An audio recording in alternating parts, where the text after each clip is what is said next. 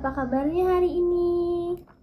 Nah, teman-teman, kembali lagi sama aku, Dewi Kusmarini dengan NPM 2423889.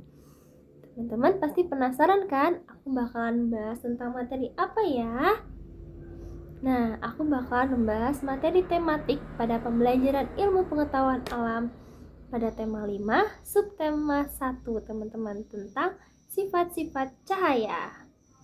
Teman-teman, sebelum masuk ke materi, aku mau nanya dulu nih teman-teman. Ada yang tahu nggak sih pengertian cahaya itu apa? Sebelum kita lanjut ke sifat-sifat cahaya. Jadi teman-teman, cahaya ini adalah suatu bentuk energi yang dapat dilihat oleh mata manusia atau mata kita sendiri, teman-teman. Cahaya juga termasuk ke dalam gelombang elektromagnetik loh teman-teman. Dan cahaya dapat bergerak sangat cepat, yaitu dengan kecepatan sekitar 300.000 km per detiknya teman-teman di ruang hampa. Nah, itu tadi penjelasan singkat mengenai cahaya teman-teman. Tonton terus sampai habis ya. Kita lanjut ke materi sifat-sifat cahaya. Yang pertama ada 5 nih teman-teman sifat cahaya. Yang pertama ada cahaya merambat lurus. Yang kedua cahaya dapat dipantulkan. Lalu yang ketiga cahaya menembus benda bening. Lalu yang keempat cahaya dapat dibiaskan. Lalu yang kelima, yang terakhir nih teman-teman, cahaya dapat diuraikan.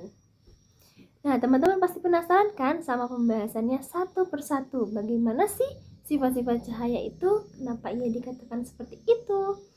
Tapi sebelum masuk ke lebih lanjut, aku mau jelasin dulu nih fokus utama kita pada pembahasan kali ini, yaitu memahami sifat-sifat cahaya melalui percobaan atau hubungan dengan indera penglihatan kita sendiri. Nah, lalu teman-teman, fokus utamanya mencakup 5 sifat cahaya tadi, teman-teman. Apa aja tadi? Yang pertama ada cahaya merambat lurus. Lalu yang kedua, cahaya menembus benda bening. Cahaya dapat dipantulkan, cahaya menembus benda bening. Yang keempat, cahaya dibiaskan. Yang kelima, cahaya dapat diuraikan. Itulah fokus utama kita, teman-teman, pada penjelasan materi kali ini. Kita lanjut ke yang pertama, cahaya merambat lurus. Berarti cahaya ini memiliki sifat merambat lurus dalam garis lurus ketika cahaya itu melewati perantara yang sama, teman-teman. Yang artinya jalur cahaya ini tidak berbelok atau melengkung selama tidak ada halangan. Sifat ini membentuk garis-garis lurus atau sinar, teman-teman, yang dimanfaatkan manusia pada senter lampu sorot, serta menyebabkan terbentuknya bayangan, teman-teman. Menarik ya. Lalu teman-teman, cahaya merambat lurus ini juga dapat kita buktikan melalui cahaya matahari langsung yang masuk melalui celah-celah ruangan. Nah, lanjut ya teman-teman ke penjelasan yang kedua, yaitu sifat cahaya yang dapat dipantulkan.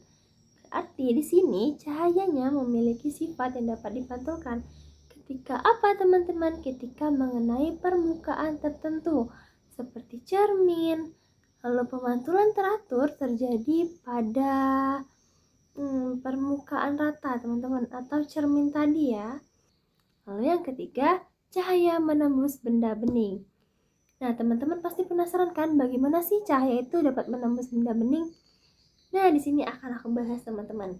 Cahaya memiliki kemampuan untuk menembus benda bening atau transparan, yaitu benda yang memungkinkan sebagian besar cahaya itu melewatinya. Salah satu sifat cahaya yang memungkinkan cahaya diteruskan atau melewati benda transparan, teman-teman, seperti kaca jendela, air jernih, dan plastik bening. Lalu teman-teman, contoh benda bening ini meliputi kaca, air, dan plastik. Lalu teman-teman, sifat yang keempat keempat, yaitu cahaya dapat dibiaskan. Teman-teman penasaran gak sih? Kenapa ya disebut cahaya itu dapat dibiaskan? Apa sih dibiaskan itu? Nah, jadi teman-teman, pembiasan adalah perubahan arah cahaya ketika cahaya itu melewati dua medium berbeda, teman-teman, dengan kerapatan optik yang berbeda, seperti dari udara ke air atau dari kaca ke udara. Nah, pembiasan ini terjadi karena biasanya ada perbedaan kecepatan cahaya, teman-teman, di medium yang berbeda. Lalu, teman-teman, fenomena cahaya ini menyebabkan benda itu terlihat patah atau lebih dangkal dari aslinya. Lalu, teman-teman, itulah kenapa cahaya disebut dapat dibiaskan. Nah, yang terakhir nih teman-teman, cahaya dapat diuraikan. Apa ya diuraikan itu? Nah, penguraian cahaya atau polikromatik menjadi spektrum warna nih teman-teman. Penyusunannya atau monokromatik seperti merah, jingga, kuning, hijau, biru, nila, dan ungu yang biasa kita kenal dengan Nejiku Hibiniu. Fenomena ini terjadi akibat perbedaan indeks tiap warna saat melewati medium seperti prisma atau titik air. Nah, contohnya teman-teman, contoh alaminya itu kita lihat pelangi, teman-teman. Itu adalah contoh cahaya dapat diuraikan.